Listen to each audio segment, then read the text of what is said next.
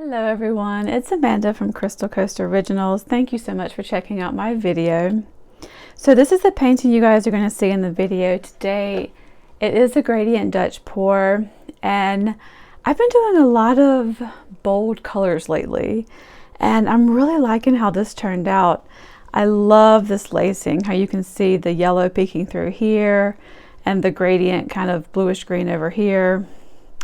I did have a hard time trying to figure out what yellow color I wanted to paint the background. I mixed a lot of different colors with a lot of white, trying to change the shades, and finally settled on this one, and yeah, really loving how it turned out. If you're interested, I do have my online course that's available for this technique on crystalcoastoriginals.com. And I think that's it. Thank you guys so much for watching, and I will see you on the next one.